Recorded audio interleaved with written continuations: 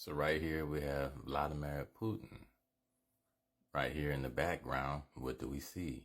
The 12 disciples and Yashar'el, or who the world calls Jesus, or some call him Yeshua. But the Israelites were a Negroid people. Now, when you go to this book, which is hard to find, or it's marked up pretty high, as we can see, $16.99. You know, a lot of times when you come into certain knowledge or certain truths, things are going to get kind of pricey because on the average, most people do not read, or they just go by what they see on television because someone is telling them a certain vision. So right here we have the book African Presence in Early Europe by Ivan Sertima. Really insightful and good book. So now we're on page 260, The Black in Pre-Revolutionary Russia by Clarence L. Holt. And it states, the history of black people in Russia dates from more than 1,000 years before the Hamitic, or Christ. A group of them, after having fought in an army that conquered all of Asia and parts of Europe, settled in Kolis in the northern shore of the Black Sea, which led into the Caucasus Mountains. Other than their military valor and skill and knowledge of hygiene, keyword hygiene, little is known about them, and much time elapsed before other blacks emerged to make lasting contributions to the culture of Russia. So it states initial presence and cultural input. According to Herodotus, the father of history, a number of black people had settled in Colchis before the Iron Age and the naming of people. Colchis was an area on the northern shore of the Black Sea between the Erythraean Sea on the south and the Phasis River on the north. If I butchered these words, excuse me. The area led to the Caucasus Mountains. The Persians lived in the south. Above them to the north were the Medes, and beyond them were the Asperanians. The blacks were called the Colchians, a name derived from the place where they settled. At the bottom it states, there can be no doubt that the Colchians are an Egyptian race. I repeat, there can be no doubt that the Colchians are an Egyptian race. So in retrospective, they were Hamitic Africans. Now in the Zondervan Compact Bible Dictionary states, Ham, the youngest son of Noah, born probably about 96 years before the flood, and one of the 8 persons that lived through the flood, he became a progenitor of the dark races. So when you have pale or light skin, you cannot be a progenitor of various shades. It's impossible. Okay, genetics tell you that. And it also states not the Negroes, but the Egyptians, Ethiopians, Libyans, and the Canaanites.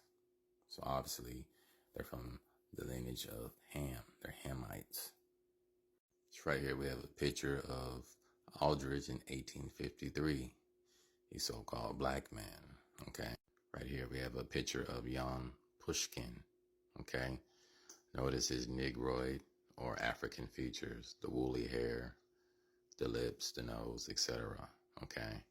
Now we're on page 274, the Caucasus Blacks. Information about these Caucasians of African origin is provided in the text excerpt from the booklet Africans in Russia by Lely Golden Hanga, published in Moscow, 1966. The author, a graduate of Moscow University, was born in Russia and still resides there. Her mother was a white American and her father was an Afro-American. In 1931, he headed, at the request of the Soviet Union, a group of 16 black agricultural specialists to work under contract in the experimental stations of the country's Ministry of Agriculture. He remained and died in Russia in 1940. Her text. I'm going to read this. I may butcher some of the words, so bear with me. On the Black Sea coast of the Soviet Union is the town of Seskuma.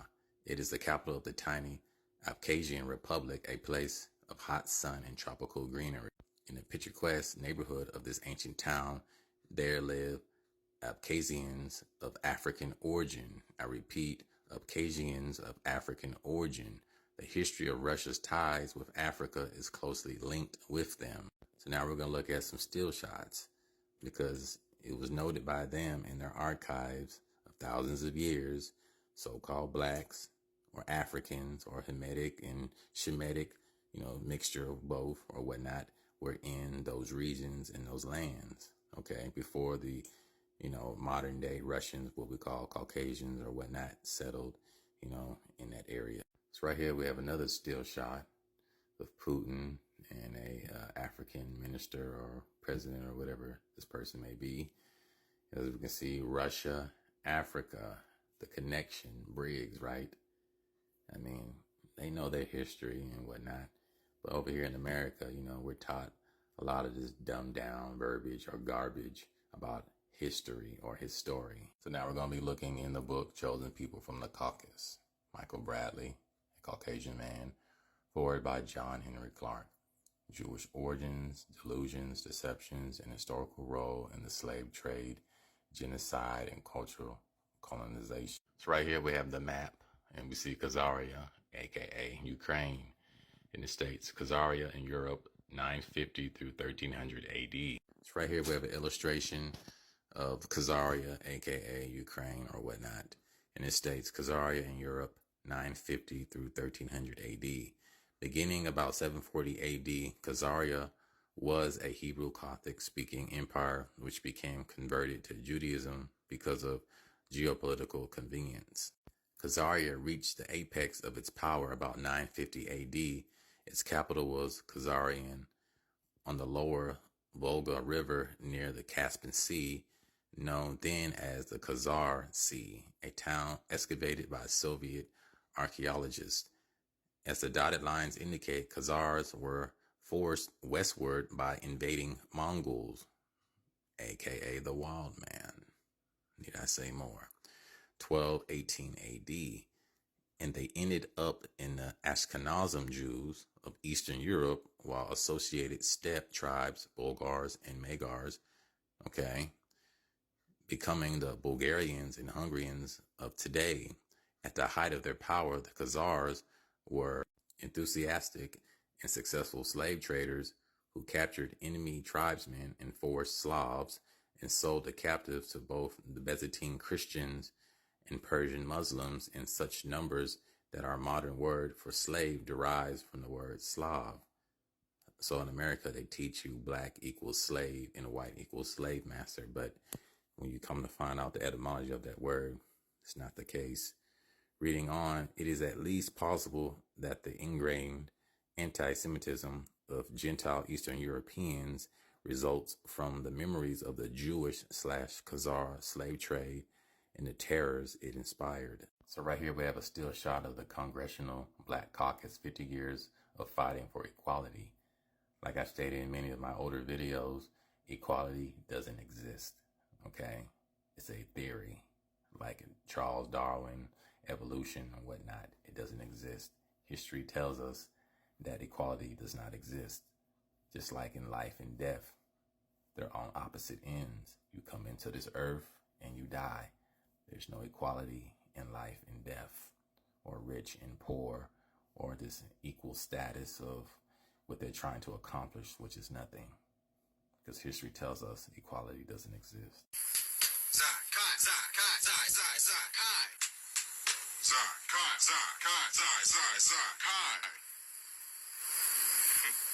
Sir, and I'm taking all my scissors with me too, because there's no telling what kind of electricity them aliens gonna have on them ships. Because you know us black folks, we don't like arriving nowhere all nappy-headed.